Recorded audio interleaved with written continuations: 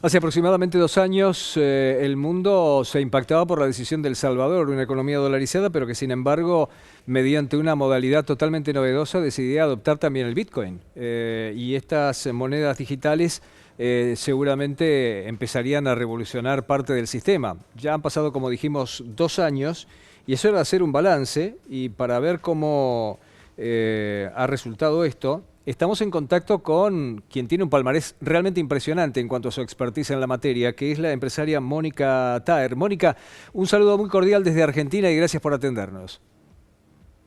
Pepe, un placer siempre estar contigo. ¿Cómo estás? Bien, bien, muy bien. El placer es nuestro. Vamos a ver, un poco en la presentación quedaba hecha la pregunta, ¿no? 2 años ya de esta iniciativa que en su momento sacudió un poco al mundo. ¿Y cuál podríamos decir que es el resultado a esta altura de los acontecimientos? Una pregunta que debemos de responder, de analizar todos, porque obviamente esta decisión nos puso en el plano global, ¿verdad? En cuanto al balance, ¿qué podemos platicar acerca de eso? Número uno, hasta el momento, y son datos del Banco Central de Reserva de El Salvador, se han enviado, o se siguen enviando, mejor dicho, mes a mes, aproximadamente un 1% en cuanto a remesas en Bitcoin.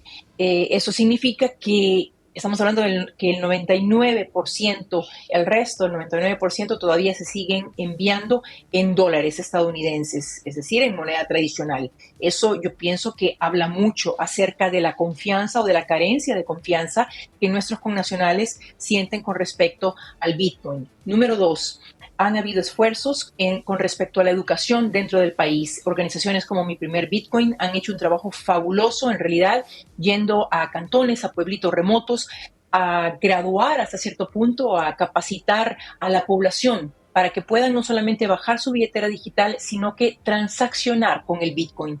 Pero el detalle que debemos de mencionar es el hecho que hay una brecha entre estos cursos, esta educación que se está dando y en este caso la adopción. Es decir, no tenemos todavía adopción masiva. Claro, tal vez al término de 2 años no podemos esperar adopción masiva, a pesar que hablemos solamente de 6.5 millones de salvadoreños dentro del país y de 3.2 afuera. Esta va a ser una tarea titánica. Estamos hablando de una tecnología emergente que no es fácil y tenemos que hablarlo como es. Es complicada, no es simplemente como buscar una website en Internet. Entonces la educación va a tomar un poco de tiempo y veremos los resultados de este experimento en unos años. Una educación que va en sentido doble, mínimo en un sentido doble. Primero porque hay que capacitar a los más jóvenes, dependerá del nivel de instrucción que tengan, dependerá del grado de confianza que se genere, pero también seguramente a personas que, como yo, las personas de mi edad somos de la época y el estilo show me the money. Esto es, no, tal vez no me acostumbre tan fácil y ahí ya vamos a tener otro tema. Y de ahí te quiero derivar también a las empresas, porque las empresas también tienen esa brecha generacional en su conducción. ¿Cómo han reaccionado las empresas? Correcto, es fascinante en realidad lo que en este caso yo fungí como directora de tecnología e innovación de negocios justo cuando se lanza la ley y me tocó ver todo on the ground, como dicen, ¿verdad? Me Mm. tocó hacerle el onboarding a las empresas que llegaron al país, que migraron, que abrieron oficinas, contrataron personal, incluso siempre cuento la historia del número dos de esta empresa que se llama BitRefill, que es una empresa de tarjetas de regalo en Bitcoin, con su sede en Suecia, que simple y sencillamente armó sus maletas y se mudó al país con su familia y sus hijas adolescentes. Entonces vimos una migración de empresas que la verdad nos conmocionó, pero se sintió muy lindo, ¿verdad? Ver eso que le estaba pasando a nuestro país, que la migración era en este caso a la inversa, no eran los salvadoreños los que estaban yendo, sino que eran extranjeros los que estaban llegando. Vimos que muchas empresas tenían su rotulito que decía se acepta Bitcoin, sobre todo justo después de que se lanzó la ley el 7 de septiembre del 2021, eso lo seguimos viendo 2022. Pienso que hasta cierto punto algunos negocios, tal vez no los tan grandes, han rezagado un poquito y simple y sencillamente han dejado de aceptar Bitcoin, pero ¿por qué? Porque no hay adopción masiva, es decir, no se están suscitando tantas compras en Bitcoin y por esa razón entonces las empresas no ven la necesidad de aceptarlo. Mencionaste algunos ejemplos bien interesantes. Lo que quiero preguntarte, si bien intervienen muchos factores, es si de modo directamente proporcional se registró inversión extranjera directa. Yo sé que esto no es tan simple, depende de muchas más cosas que van desde la dolarización hasta los contratos, hasta pasando por la seguridad y un largo etcétera. Pero esa proporcionalidad, ¿cómo la ves?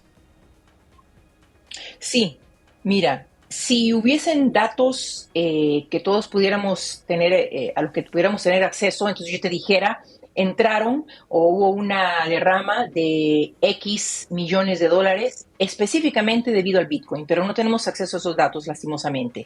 Tampoco tenemos acceso específico al número de empresas que se situaron, que se asentaron y se convirtieron en una SASB, es decir, una compañía salvadoreña.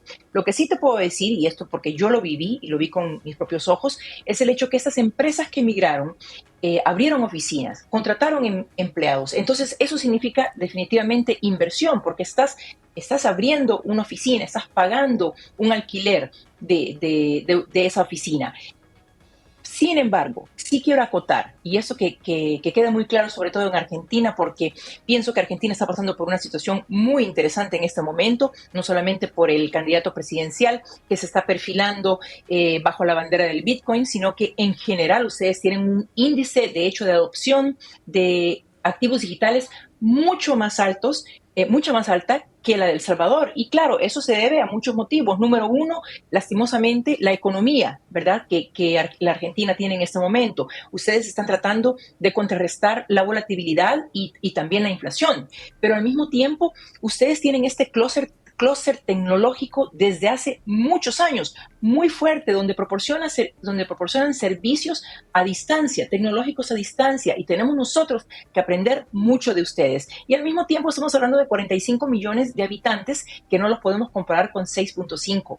Pero lo que sí creo es que tarde o temprano los legisladores, sean argentinos, sean mexicanos, brasileños, en cualquier parte del mundo, como lo estamos viendo en Europa con la ley MiCA, van a tener que sí o sí regular los criptoactivos, porque esto no va a parar. Y si no, va a ser una jungla y no van a haber reglas. Y no podemos vivir sin reglas en este mundo, especialmente cuando hablamos de una industria tan naciente, donde pueden haber cosas muy benéficas, pero al mismo tiempo puede haber mucho riesgo desde el punto de vista económico. Esto me lleva, estoy excedido en el tiempo, pero tengo que hacerte dos preguntas más, Mónica, usando de tu tiempo. Primero, me has dado pie como para preguntarte si hay sectores, además del candidato Javier Milei, sea del mundo político, sea del mundo empresario, que ya han empezado a hacer consultas contigo o con otros actores de expertise en la materia en El Salvador. Mira, de algunos casos yo puedo hablar abiertamente, de otros casos no. Del que sí puedo hablar es del de la senadora Indira Kempis, la cual en el año pasado, 2022, ella nos visitó en El Salvador y de hecho está tratando de ganar la nominación de su partido, que es el Movimiento Ciudadano. Ella es una senadora por el estado de Nuevo León. Y en este caso serían ya tres, si ella gana la nominación, serían tres mujeres que se están perfilando para la presidencia de México. Algo increíble, la Claro. verdad, y de aplaudir. Pero ella es la única que en este caso lleva la bandera del Bitcoin. Hay otros políticos, otros funcionarios que han definitivamente se han acercado, han platicado acerca de cuál es la vialidad de poder lanzar no solamente Bitcoin, sino que en este caso una ley que pueda cobijar a los demás activos digitales. Y eso nos ha pasado no solamente en Latinoamérica, sino que en otros países del mundo. Bueno, y de Argentina te llegan consultas, ¿verdad? Me gusta cómo lo llaman el pelucas. Me gusta eso. Sí, porque sé que el sector de Javier Milei se muestra muy interesado en estas iniciativas, pero sé que también algún sector empresario y algún sector político que no tiene que ver con Javier Milei también estuvo haciendo sondeos. A lo mejor el tema de la confidencialidad no te permite decirlo, pero simplemente quería saber eso. Yo creo que sí quiero decir, quiero comentar lo siguiente, y eso de hecho lo escribí en una columna para, para este periódico digital hace poco. Yo creo que es muy responsable, debe de ser responsable de nuestra parte el seguir aquellos que estamos en tecnología, ¿verdad? Desde hace mucho tiempo. En mi caso yo compré Bitcoin en el 2014, pero he estado en tecnología por más de 20 años. Eh, pienso que debemos de ser responsables a la hora de elegir a un funcionario público. El hecho de que un funcionario lleve el Bitcoin solamente como bandera no debe de ser solamente la razón por la cual debamos votar por ese funcionario público. Debemos de ver en macro cuáles son las propuestas que esa persona tiene, por qué le va a beneficiar al país, no solamente por el Bitcoin, y lo está diciendo lo está diciendo alguien, perdón, que apoya el Bitcoin y en este caso que está en favor de la tecnología. Pienso que debemos de ser más inteligentes, en este caso como latinoamericanos, para que no repitamos nuestra historia. Mónica, mi última pregunta. Ha habido una dinámica en los últimos tiempos de decisiones de la Fed de mantener los tipos altos de interés para que baje la inflación. Y cada vez que la Fed toma decisiones en la materia, de alguna manera las monedas digitales se ven afectadas. En este caso, a El Salvador, con la adopción de esta modalidad, ¿los afecta en algo cada vez que la Fed toma una decisión? Mira, hay muchos factores que determinan la volatilidad del precio del Bitcoin. De hecho, y se ha comprobado ya muchas veces. Yo he pasado por 4 inviernos cripto, lo que llaman bear market, ¿verdad? 4 lapsos en muchísimos años donde se desploma. Pero también se ha comprobado de que un comentario, por ejemplo, de Elon Musk, también hace tambalear el mercado de las criptomonedas. Entonces, sí, la Fed está dando, sobre todo en Estados Unidos, muchísimo problema con respecto a la regulación. No quieren regular, eso nadie lo va a poder parar, pero no creo que sea solamente problema de la Fed o que ellos sean, en este caso, la causante de la volatilidad del precio del Bitcoin o de las demás criptomonedas. Mónica, ha sido un placer charlar contigo. Al contrario, gracias, Pepe. Un Un abrazote. saludo muy cordial. La empresaria Mónica